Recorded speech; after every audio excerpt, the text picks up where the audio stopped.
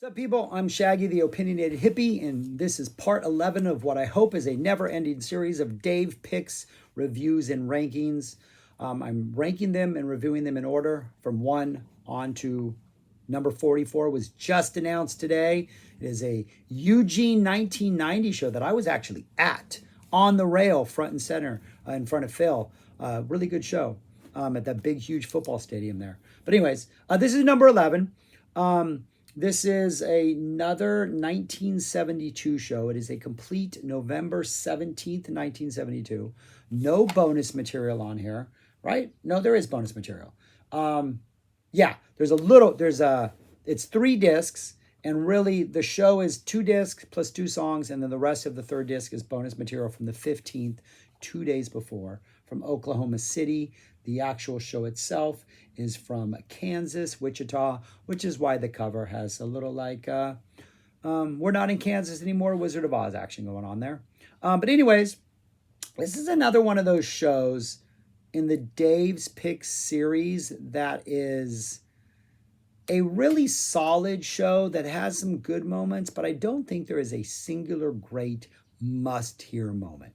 There are really solid moments throughout, and there are definitely moments in the second set that are really worth listening and are actually very, very good. Like, this is not a bad listen, but I'm not sure it has those truly like, it will convert you into being a Dead fan if you're not already. It doesn't have any of those absolutely great moments. It's just the Dead at like their 1972 best, when they're really starting to push the boundaries of their like improv, starting to become that little more of that jazzy flavor that they would have in 73 and 74. They're really starting to like expand that and get out there. In fact, one of the bonus things on here, which is definitely maybe the highlight of the entire thing, is a 30-minute playing in the band from the Oklahoma City show, which is on the bonus thing, on the bonus material on disc 3. That might be the highlight of the whole thing. Playing in the band is probably my all-time favorite Dead song to see live. 30 minutes of playing in the band is fantastic and is great and is everything you want. And also has some really, really nice Keith playing in it. Really nice Keith playing throughout some of this. But that's one of the things that kind of makes this a little bit special, is just the doses of piano that we get that maybe we normally don't get. But yeah, so it's kind of your typical 72 set list. I think probably the strength of it is a pretty good song selection. And I think all the songs are performed well, if not as jammy or as extended as they would be in a matter of years. So the first disc, which is the first 14 songs of the first set, Promised Land, a sugary, which is not yet that jammy at all, just some pretty straightforward sugary, but well performed. Me and My Uncle, Tennessee Jed, which is a really nice biting guitar solo in it. Black Throated Wind, really good bird song, really nice. The jam in the middle is pretty much kind of a straightforward guitar exploration, not really out there or too crazy, but it's really just very solid, purposeful guitar playing by Jerry throughout it. A really good listen, a really good sort of middle of the first song, first set highlight, that bird song. A solid Jack Straw. Then we get a really just 4 songs that I think are really nice to hear in the first set and just feel well sequenced in when you're listening to them in the moment. We get a Box of Rain, nice rare Box of Rain, and then a Don't Ease Me In, which I think works great in the middle of a set. Not a fan of it at the end of a set. I think in the middle of a set, a Don't Ease Me In works perfectly. Really nice 72 Don't Ease Me In. A Beat It On Down the Line, and then a Brown Eyed Women. Really nice run of songs. Then we get a Big River, get a China Rider to close out the disc. Pretty good China. This is pretty jammy towards the end of it. We kind of starting to go out there a little more than we did earlier on this tour, earlier in this year. A little bit more, of just like reaching out for those deep space moments that China Rider would get within like the next year or so. Not quite there yet, but definitely heading in that direction. And then to close the set, we get in the beginning of disc 2, we get in Around and Around and a Casey Jones. Which a pretty good Casey Jones. Casey Jones is one of those songs, I've said this before, to me it's an anomaly in the Dead repertoire. Just to me doesn't feel like a Dead song. I don't know why. There's something about it that just seems like an odd song. This is a pretty good Casey Jones. Got good energy. The entire set is really good energy. Really fun listen.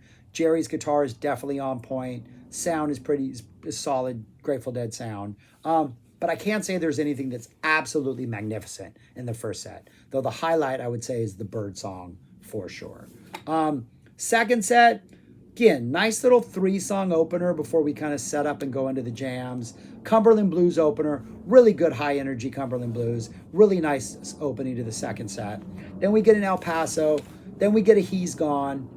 And the He's Gone, pretty high energy. He's Gone. It's not necessarily fast, but the tempo's a little faster than we would get, within by 77, 78 when it's just sludging its way through. And then the jam at the end is nice. Some of those good melodic themes that they kind of play with in this area are toyed with. Really nice, fun He's Gone. And then that kind of dies down before we go right into a truckin'. Good high energy truckin'. Nice long jam at the end. And that kind of, again, doesn't really reach epic peaks, but keeps a nice, strong energy going throughout the jam. And then that leads into what I would say is easily the highlight of the main part of the show.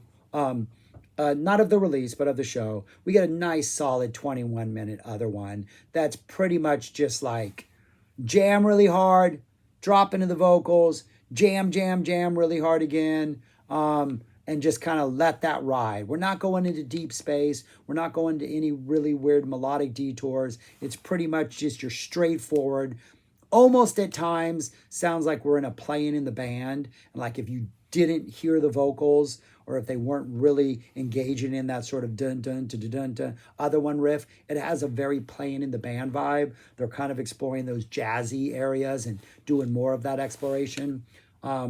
This actually might be the one where Keith gets a really nice solo. And either this or playing in the band, there's a moment where I think Jerry drops out completely and Keith kind of takes over for a good minute or so. And it's really nice. And I really wish Keith had done that more often because it just sounds absolutely beautiful.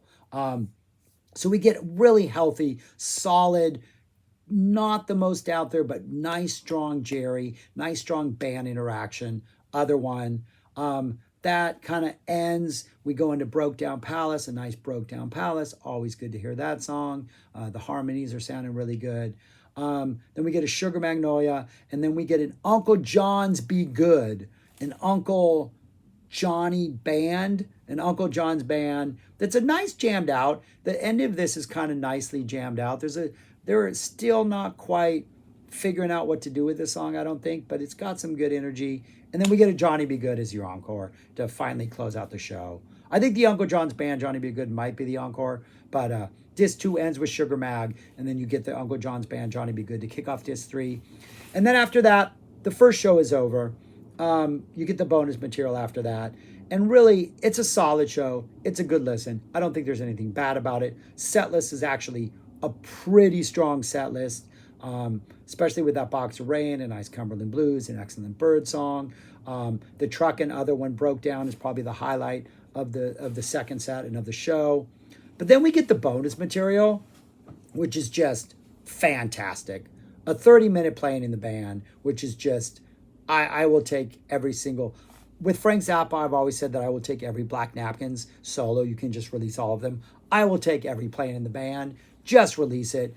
This one is another fantastic playing in the band, jazzy, exploratory, goes out there, has some really nice interaction with the band, just good energy. And then that goes into a solid Wharf Rat, and then a really high energy, Not Fade Away, going down the road feeling bad, back into Not Fade Away. That is close to 16, 17 minutes of that to close out the bonus material. Just really good energy, really fun, great quoting of And We Bid You Good Night throughout it. Just all around phenomenal performance.